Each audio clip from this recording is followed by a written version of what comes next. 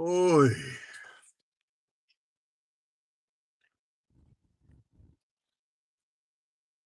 Hey there, record living friend. It's Brian from Tokyo Record Style.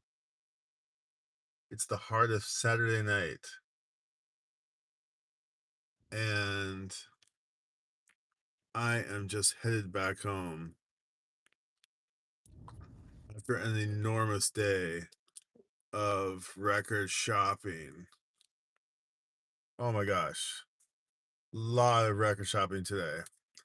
Today I hosted, I think maybe the 12th or 13th record store tour guiding Tokyo Record shuttle service customer, which was really, really fun. And it was actually a packed car and a packed crew.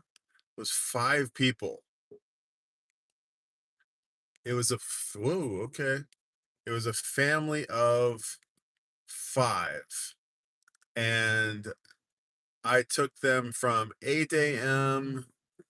all the way from the far east side of Tokyo near Tokyo Skytree, and picked them up and brought them all the way across Tokyo to Kichijoji, where we dug for records at HMV, at Disc Union, at Coconuts. We had lunch at Peppa Cafe in Inokashira Park. We got in the car and headed over to Shimokitazawa, where we had a dig at Disc Union, and walked down Ichibangai and over to Flash Disc Ranch. And then we were intended to go to VDS back on their side of town, but by that time they were so recorded out and they were just, I think, to the moon with delight that they said, I think we're done, dude. I think we've got all the records we've needed. I don't think we need any more records. This has been an incredible day. I think we're ready to call it a day. So we packed up and headed back across town, and I knew that they were going to be hungry for dinner. We didn't really plan on dinner, and I stopped at we found like a kind of a izakaya on the way on the side of the road, and had an izakaya dinner with like fried chicken and goma cucumbers and tomatoes and super, super tasty, like greasy izakaya dinner after a long, long day of record shopping. And then I dropped them off and they just gave me a fat tip. Fat tip that made me be like, wow, it was awesome. It was super, super successful ride, and I'm really, really happy. And that's like nearly every single person who's been on my record store tour has walked away from this being like, wow, that was super worth it. That was super, super, super fun. Everybody has said this. With the not with the exception, everybody said this. One guy one guy didn't pay me. One guy flaked out and didn't pay me. Super bummed out about that. But hey, now spinning TV. Nice to see you, dude. Is that Sean?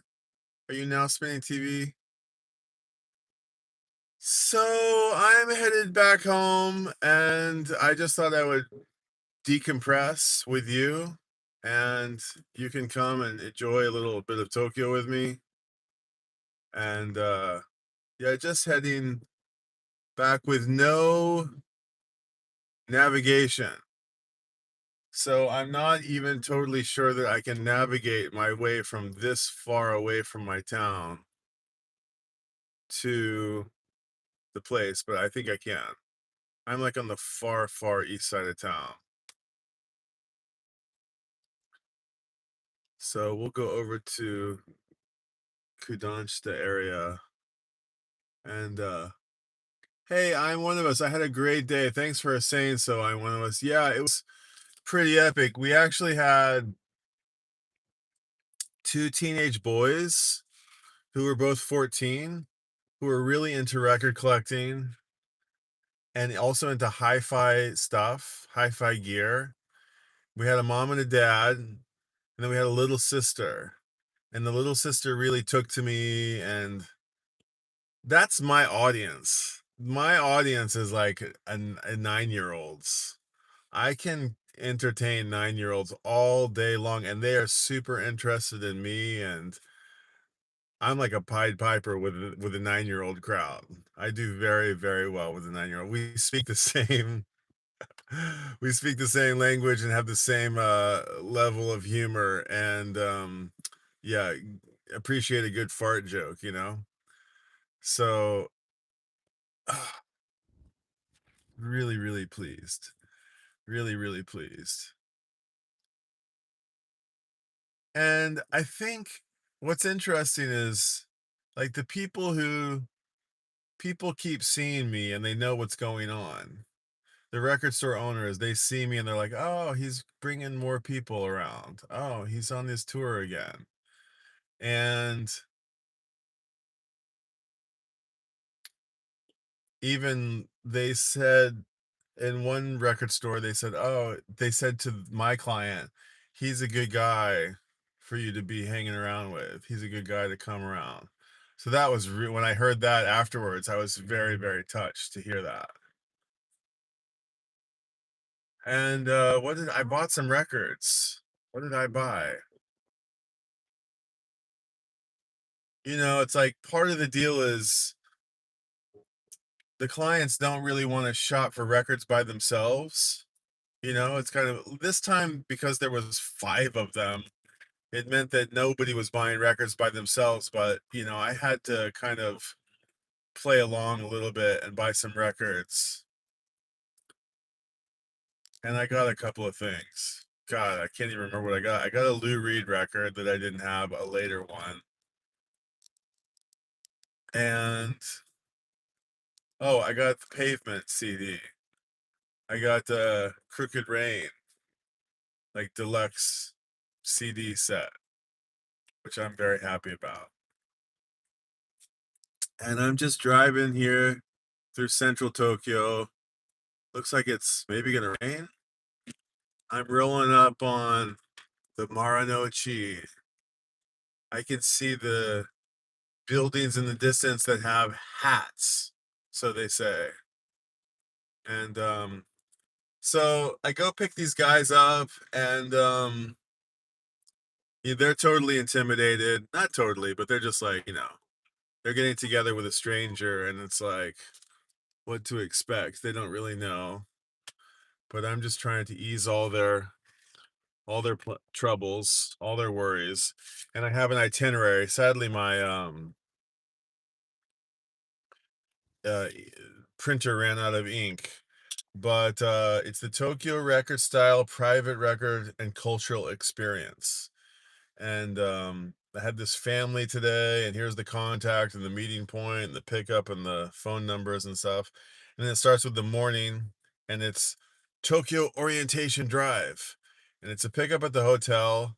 Then it's the drive past. Oh, we went over Rainbow Bridge. We kind of took the long way and went over Rainbow Bridge. That was a big deal. Rainbow Bridge is pretty cool. Saw the Statue of Liberty, the little mini one on Odaiba off in the distance. Then drove past Tokyo Station, Imperial Palace, Budokan, the 2020 Olympic Stadium, the Jingu Stadium, the Olympic gymnasiums from 1964, Omotesando, which is the Champs-Élysées of Japan, and then over towards Kichijoji, where we stopped at Omiya Hachimangu. which is a beautiful shrine, that a big one, a big kind of important shrine that lots of people don't know about all that well. And it is on like Koshukaido. It's not quite on Koshukaido, but it's along the Kaido, one of the five main roads out of Japan. And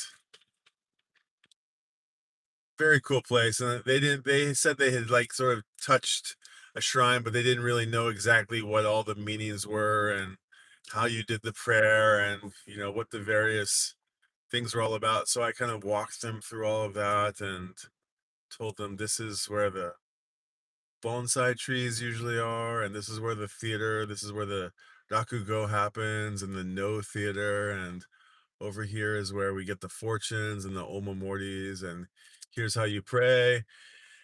And they got a real nice experience at the shrine.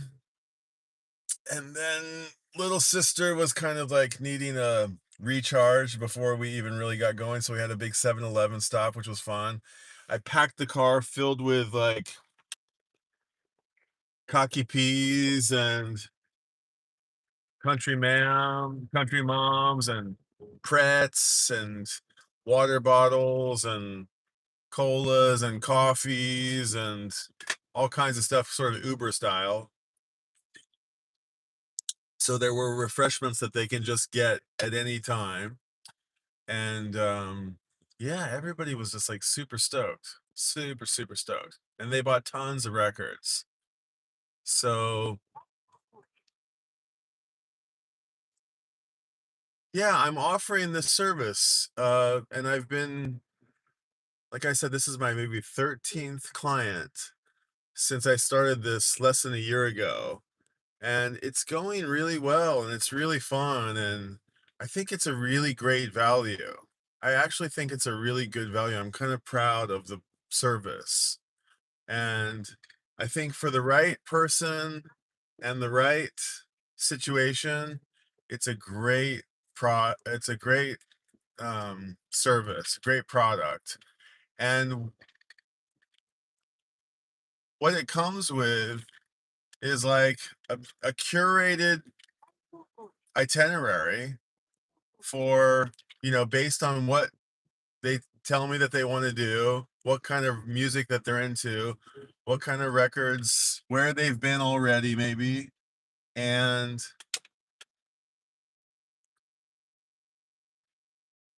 then a curbside pickup at the hotel, you know, a fully cleaned car. I woke up very early this morning and went to the car wash and vacuumed out the car and washed it all, filled it up with gas and whatnot.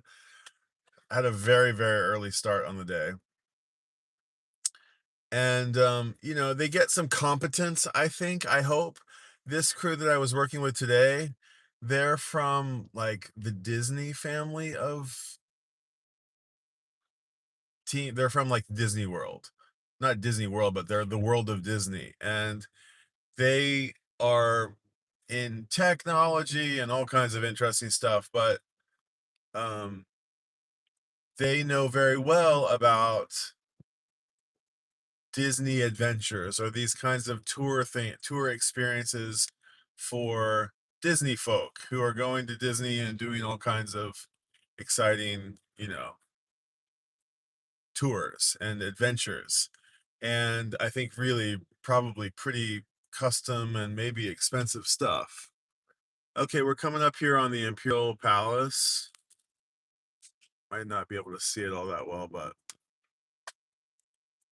yeah, nothing really to see. But and so I told them, well, I'm hardly a Disney adventure level tour guide, but I've been here long enough. You're in good hands. And but the expectations were high, I think. And but you know, I think when they see this long list of, you know, after Omi Hachimangu, it was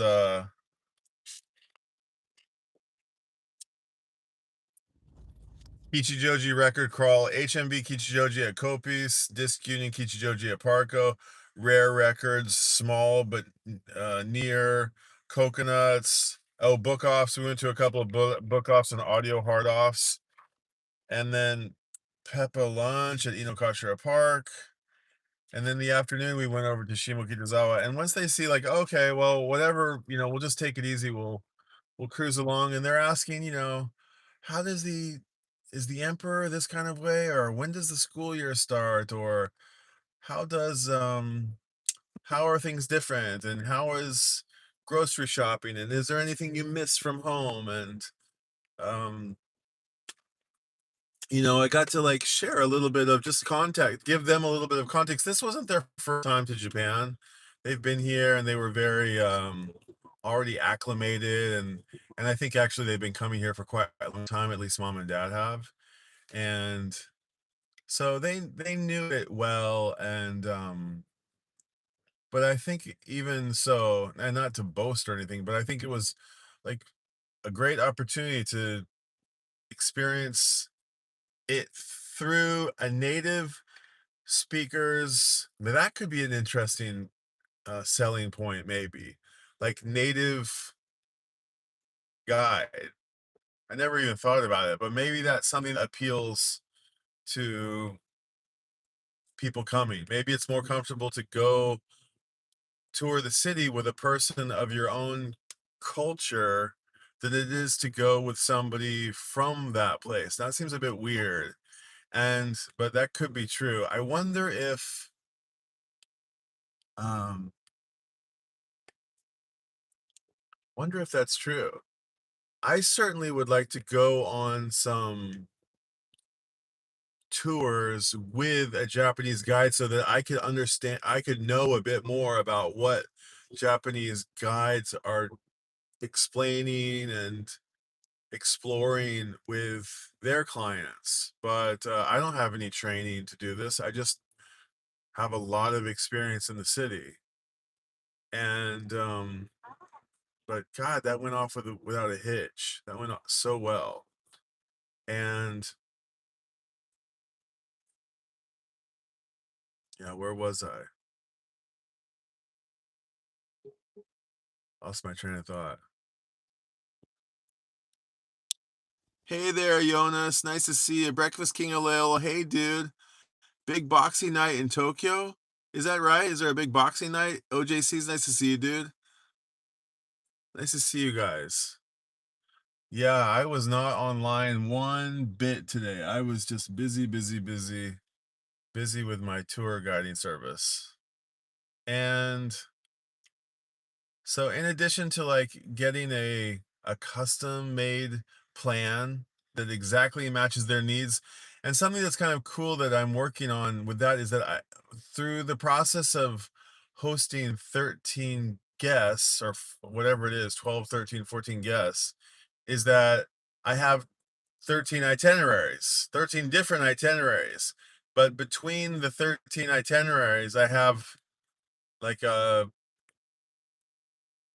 don't know, 50 different experiences, like 50 different little puzzle pieces that I can compile together to make one full itinerary, or one full 2-day itinerary. And so now I've got kind of a master menu of things to do.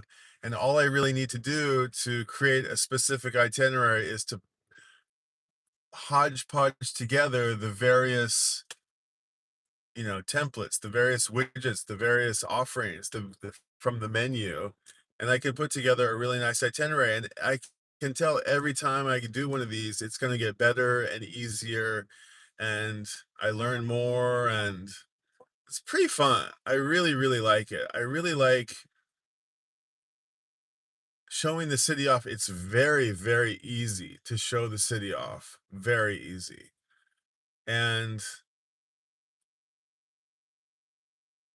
I don't know if it would be very much extra work to get like legitimately certified. Probably it would take years. It would take a couple years at least. But if it were, if the tests were sort of an ad hoc license, Yeah, I know it's 69% of the way. Then I could definitely pass, I think. But the other, a couple other great points of value that you get from taking the Tokyo Record Style shuttle services. You get the shuttle, you get the car, and it's so cozy in the car. And when you get tired, it's nice to just be able to sit down for a bit and get, chauffeured around. And, climate control and not exactly spacious, but not also compact. It's kind of a It's pretty reasonable. They weren't there was dad was like 6'4", and they all fit in rather comfortably, and every time they bought records, they got to go into the trunk. And so they didn't have to carry them all around. I think it's like a great way to experience the city above ground. When you're on those trains, they're really cool, but they you're underground, or you're just on that specific path, and you don't see that much of the city. You can't see this. You just can't even see this, the Imperial Palace and the National Theater that's right to my left, or the FM, Tokyo FM, the radio station. There's a lot going on all around you all the time. So I think the car is really a great way to experience the city. And in addition to an itinerary and a comfortable little car, to comfortable mid-size minivan. A Honda Freed is what this car is. You get you get a shopping buddy, like somebody who's like can say like, hey, what, answer the question, what should I get, this one or this one? Is this a Japanese press or is this not a Japanese press? Is this imported or not imported? Is this really good? Should I get this? Hey, how can I find this artist? How can I find that artist? Can you hold this for me? All of those things I can do for them as a partner in crime at the record store. So if I say, "Hey, I can hold your bags," they're like, "No, no, no, no, it's okay." And you say, "No, no, that's what you're paying me to do." They say, "Oh, okay," and then they're free to like dig as freely as they want, and it's not like picking up and lugging record store bags around, etc. And if they have any trouble at the cash register, oh, can we get that tax free? Do you have your passport? It has to be over this amount of money, and can I check this record and see if it's okay? And if you have somebody there to help you with that, I think that's a great gives you some confidence that you're not going to make a purchase that you'd rather not. Not that I know very well, or not that I know perfectly, but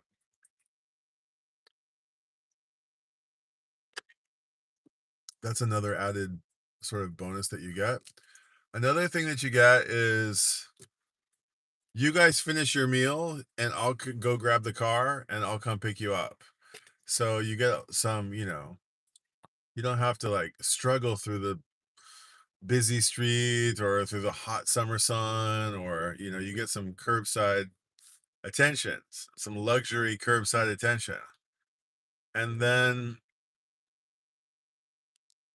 finally, maybe the thing you get is I've got a really, really groovy Discord server that's going off with the Tokyo Record Style homies.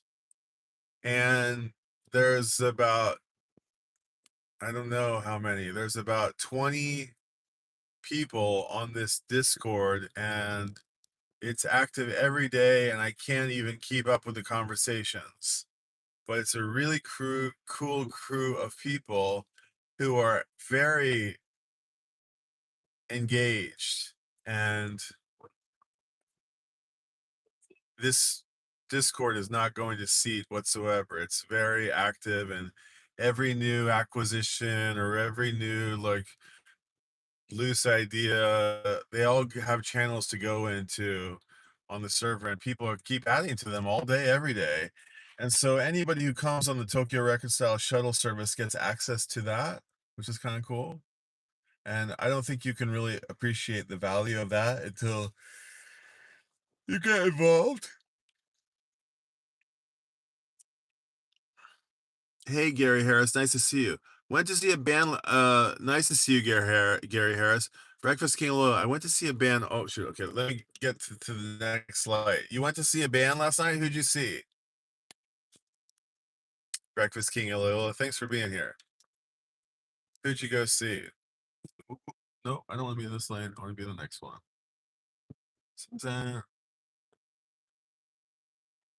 Oh my god, I'm gonna sleep like a baby tonight. Sleep like a rock. Ugh, I'm crashing.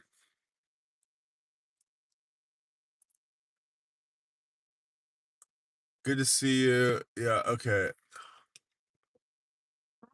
The Mesthetics and James Brandon Lewis. Mesthetics? Did I say that right? Mesthetics? Sounds interesting. I'm intrigued. What can you share about them? I don't know. I need to know some new music.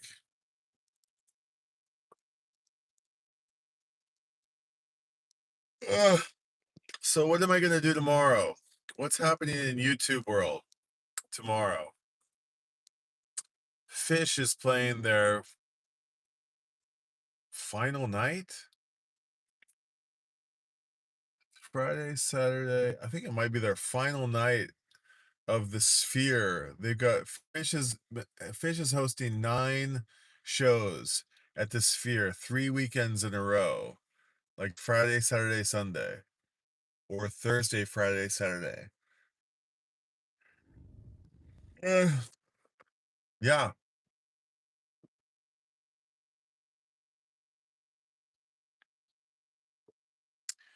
I probably need to be full on dad duty tomorrow because I was off working today and I didn't get to hang with the crew. Maybe I'm gonna make some pizzas tomorrow and kind of make it all day stay at home day.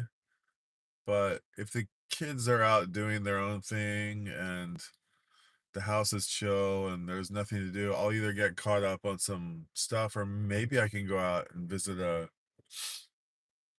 record store or something. Although I don't think I need to go to any more record stores for a while. But happy to share about this Tokyo Record Style service, and I want to encourage anybody who's coming to Tokyo. I think it's a great day. It's a very, very, very memorable core memory kind of making. I know that this crew, I mean, they're gonna know me forever. These young kids, they're gonna if they keep coming back to Japan until they're 30 or 40, they're gonna look me up if I'm still alive. And we always need to go to the record stores. It's our happy place. Isn't that right, Gary Harris? Um Went to see a band last night. I'm reading back this comment. They gave me an idea for my next top 5 list. Nice, dude. Okay. This top 5, yeah. So one of the things that we do on the Discord is every week we have a top 5 prompt. Every other week, actually, we have a new top 5 prompt. And we just finished Once Upon a Time, records or albums or songs with great narratives. And that might have been like concept albums or like narration on the albums or conceptualized in any way that the contributor might deem worthy. And after Once Upon a Time was finished, that was our volume 29. Our volume 30 is Crossroads, standing at the crossroads, and it means maybe albums or songs that are could be genre mashups, could be uh I don't know what standing at the crossroads means. Crossroads of things. I think genres because they're like hip hop, country album, or jazz, hip hop, or jazz fusion, or yeah, funk jazz, or any one of these kind of combinations.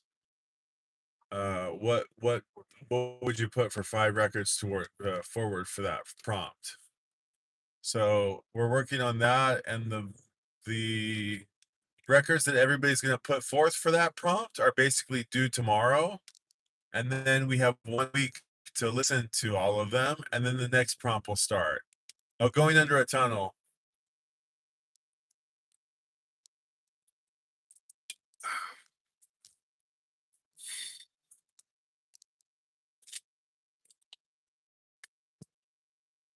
Just a second.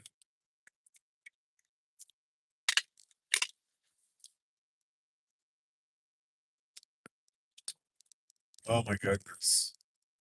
It's been a long day.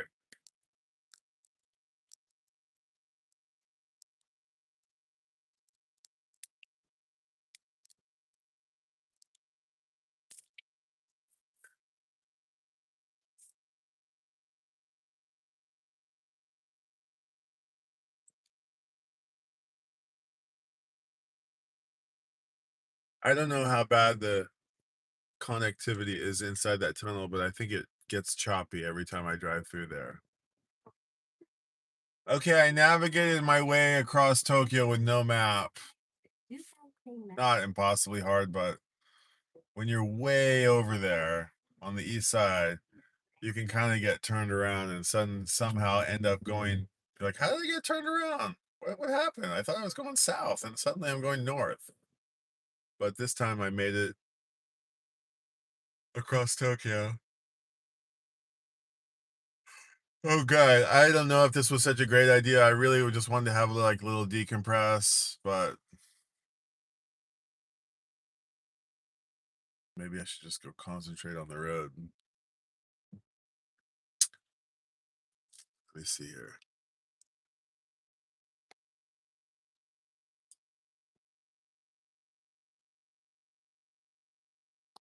Gary Harris had to go yesterday to the record store.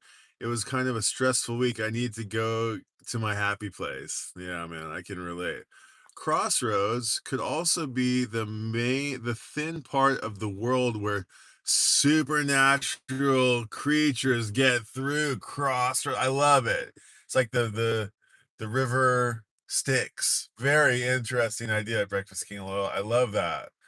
That's a great way to interpret the concept. Crossroads. Yeah, now you got me. You got my gears turning. I haven't selected my top 5 yet. I have to do that tomorrow. But that's a very interesting angle. Yeah, I hadn't thought of that myself, but I love the creativity in that. Very cool. Uh-uh. Yeah, everybody can come up with their own kind of idea, and that's a great example of how of one way to do it. Rolling up on Shinjuku here.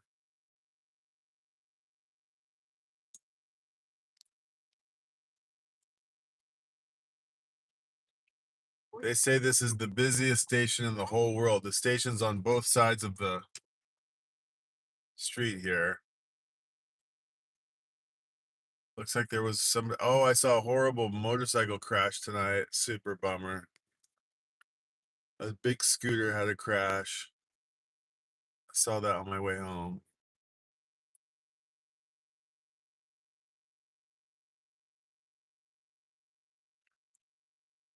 Oh my goodness.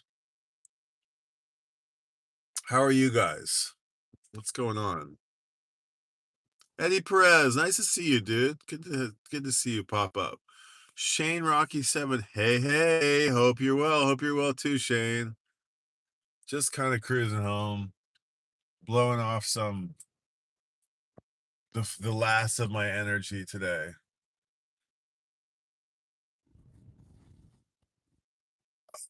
Yeah, I can't wait to like take a shower and get into bed. Are you guys good? Is everybody having a nice weekend?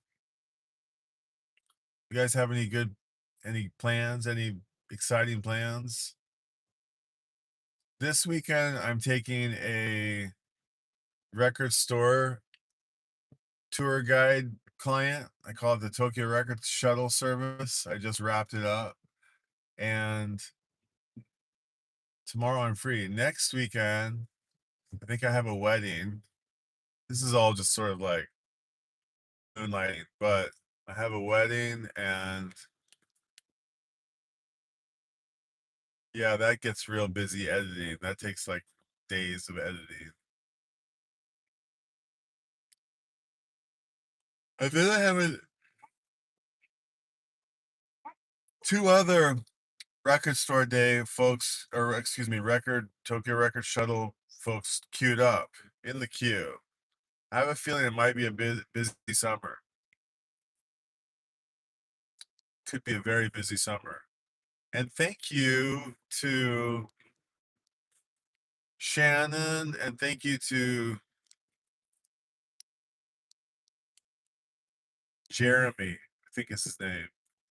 Oh, Jeremy. That's not, wait, Jeff. I got another guy who committed today, and I'm spacing Jason. Jason, thank you very much, Jason. And Jeremy is another somebody who went on he's a past Tokyo. This is a nice one. I gotta share this one. This guy last year he wanted to come on the shuttle service, the record store taxi service, and he didn't have he only wanted to do like a couple hours because that was all he had a budget for.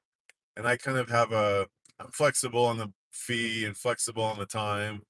And he kind of said like, I'd love to go longer, but I only have like a limited budget, but I'd still like to do 2 hours or 3 hours or whatever it was. And I was like, yeah, man, let's just go big. Let's just do it. And I think I probably over delivered to a degree, and I sort of said to myself that I would allow myself to do that in the first year of me doing this.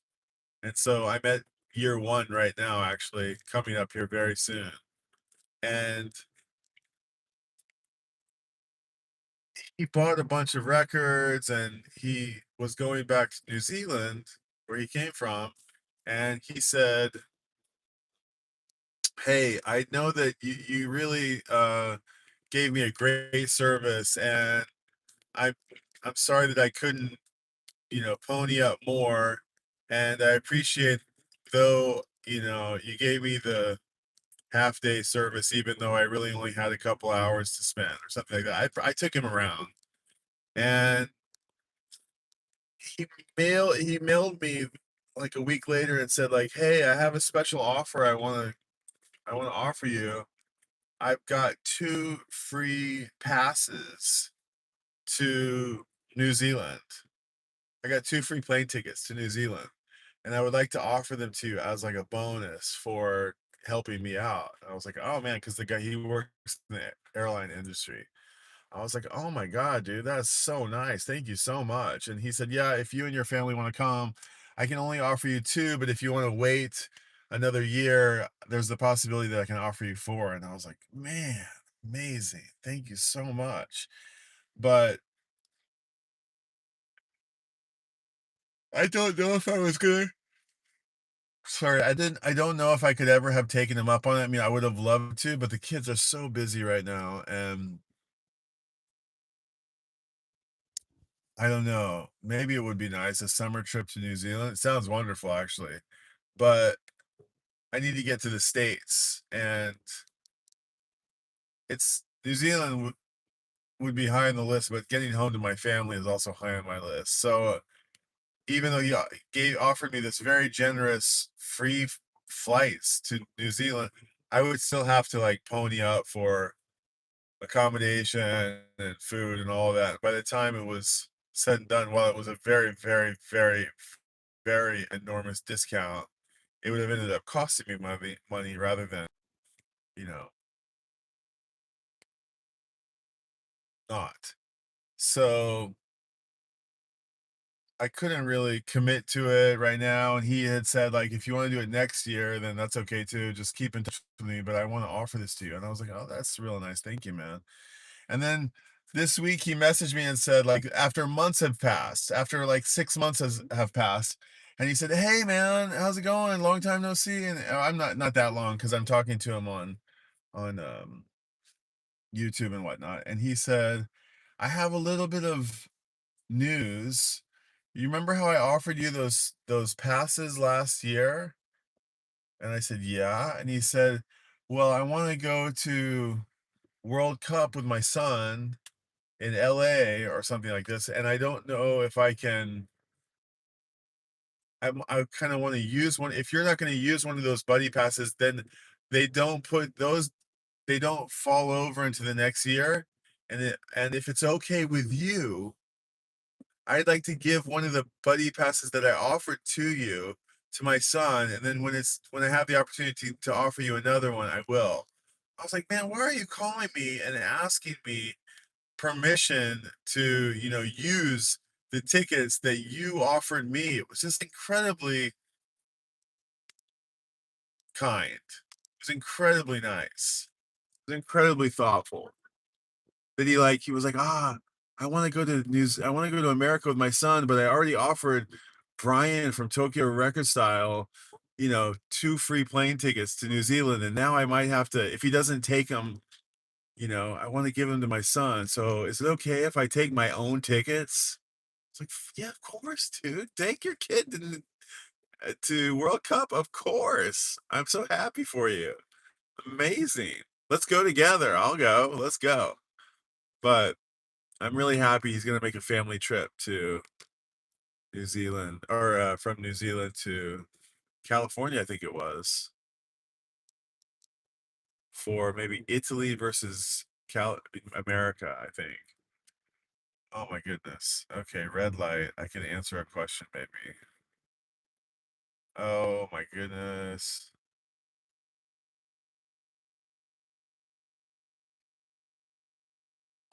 Be done. Okay, I'm about ready to be done here. Dang it, it already turned green again. Oh shoot. Okay.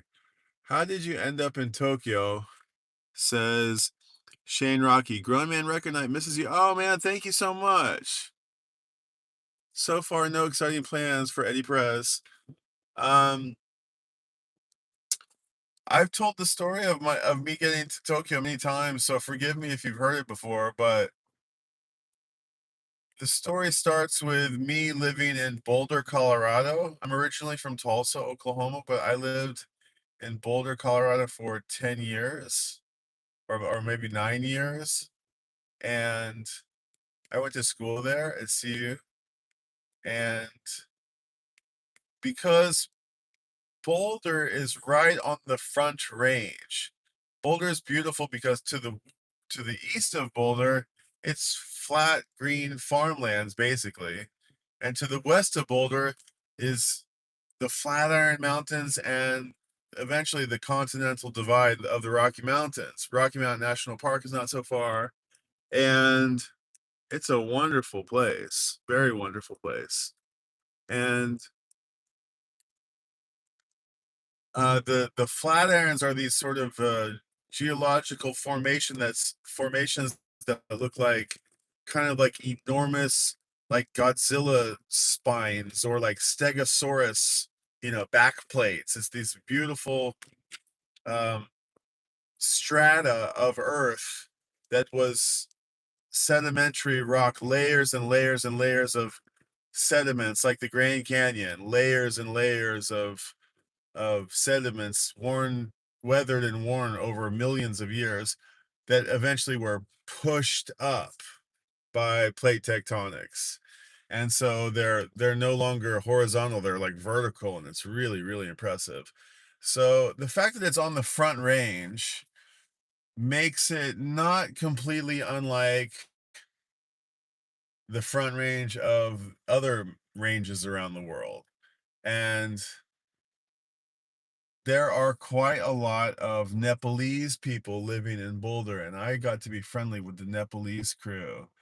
And I was really curious about them. And, they invited everybody over to their homes and to their parties. And, I don't know how many of the people that were in this circle of friends ever went, but I was kind of curious about going, so I'd always go.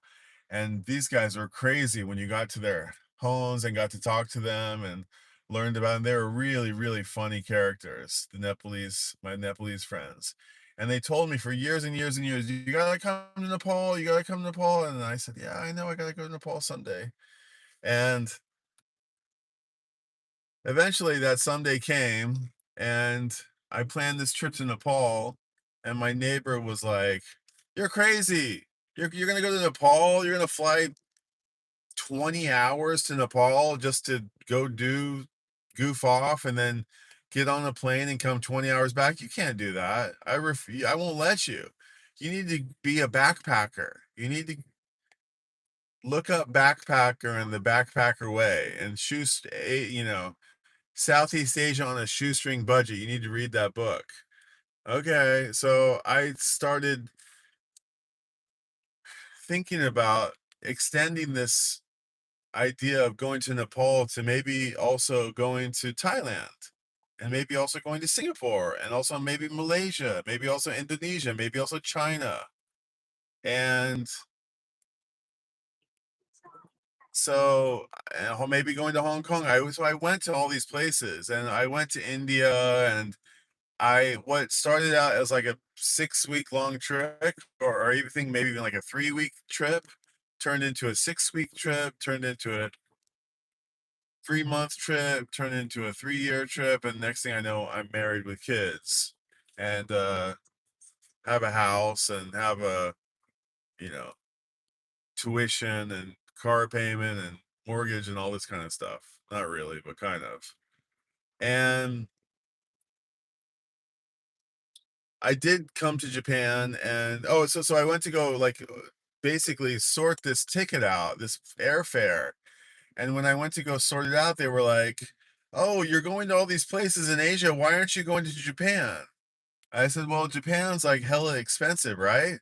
Everything costs twice as much. And if I'm planning on going on this big trip, and if I run out of money because I blew it all in Japan in the first 10 days, I'm gonna regret that." So, and somehow people thought, well, what if I figured Japan out, and this was all like before the iPhone and before Facebook even. And I just kind of, I my sister had a friend who had a friend, and I ended up here. And then the very first night that I was here, I these crazy Japanese people that I met on the streets of Azabu took me home as if I were like, an alien, and as if they were like earthlings. And they took me to their home, and they were like basically counterparts, different versions of me, it felt like, but living in an alternate reality. It was very interesting. We liked the same music, we had the same sense and tastes, and it was cool. So I got to be friends with these guys, and they took me under their wings, and they had an extra motorcycle for me to ride around. They let me stay at their apartment. I never went back and stayed at the accommodation where I had planned. And I hung out with these guys like for 10 days straight. Then I went to Kyoto and Nara where did I go? Kyoto and Nara. Came back, and when I came back to Tokyo, those guys were like, "Oh, we got 2 more days to party. We gotta have a party," and they threw a big party for me. And when I left to go on to Thailand, they were like bummed out. I was super bummed out. I didn't want to leave, and so I did leave eventually. And my 6 week trip turned into a 6 month trip. And my friend Taku was messaging me and saying, like, "How are you doing this? How are you managing to stay away for so long? Like, I thought you'd be come back home and go back home to America a long time ago. Why are you still out there?" I said, "Because it costs $2 a day." to stay at a hotel because a meal costs 30 cents. It's like if you're willing to live like a cockroach, then and not even, you can survive on next to nothing in these places. And so my friend Taku was like, "Well, I want to trade places with you. Why don't you come back to Japan? You can live in my apartment, you can take over my rent, you can pay the landlord downstairs, and let's swap spots. And I do you and you do me." I said, "Oh my God, that sounds fun. But what if I don't get a job? Or what if I can't pay the 500 bucks a month at this little crappy apartment? What if I can't afford it? What should I do?" And he's like, "Well, you just do whatever you want to do. And when you're done with living in my apartment, or when you're ready to move on, just move out and I'll come back. So whatever you want to do, if it's 3 days or 3 weeks or 3 months or 3 years, just do what you can, and um, I'll come back if necessary." And so next thing you know, I'm living in Japan. I come back to Japan. The guy sort of hands me the keys to the motorcycle, hands me the keys to, tells me where to put the rent in the mailbox on which day, tells me to, here's how to wash the clothes, here's how the hot water works, here's how the bathtub works, and good luck. And next thing you know, I'm like living in Japan. That was 22 years ago. 23 years ago, I think. Okay, guys. That's the story of how I got to Japan. Thanks for the question. Oh my God, I'm zonked. I'm super, super zonked. It's time to shut the stream off. But thank you very, very much for hanging out with me. I really appreciate it. I really, really appreciate it. It's great to hear all your guys' names. Gary Harris, Eddie Perez, Shane Rocky from Grown Man Record Night. Nice. Thanks for the kind words. Yeah, give everybody a Grown Man Record Night at What's Up from Tokyo Record Style. Just have to go out and cut the grass. Exciting stuff. Get some sleep, my friend. Yeah, I'm done. I'm done. All right. Well, thanks for hanging out. Appreciate you guys. Consider coming to Tokyo and coming on the Tokyo shuttle service with me. Maybe get 3 buddies to go with you and all go in on it. Let's all go have a blast. Super fun. Super, super fun. But exhausting. Just like maximum overload of information. So much music. I'm just like, my head is overflowing with music. So I'm gonna go enjoy some of the records that I got tomorrow. There's no way I can like have any more energy to listen to anything tonight. So yeah, I'll see you guys on the next stream. Yeah, come to Tokyo, come hang out, enjoy the ride, get some sleep. Thanks, Zedzuko. Nice to see you, dude. Nice stories. I'm one of us. Appreciate it. Yeah, thank you guys for hanging out. Thanks for helping me get home. I think it was nice to talk to somebody. I was kind of, I'm like not fading, but I'm just like, I'm happy to be home. Okay, I'm getting there. All right. See you guys on the next one. Thanks for hanging. Appreciate it.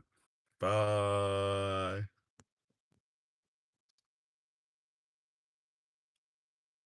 Gary, Zed, have a good evening. TMA Taylor. Bye, guys.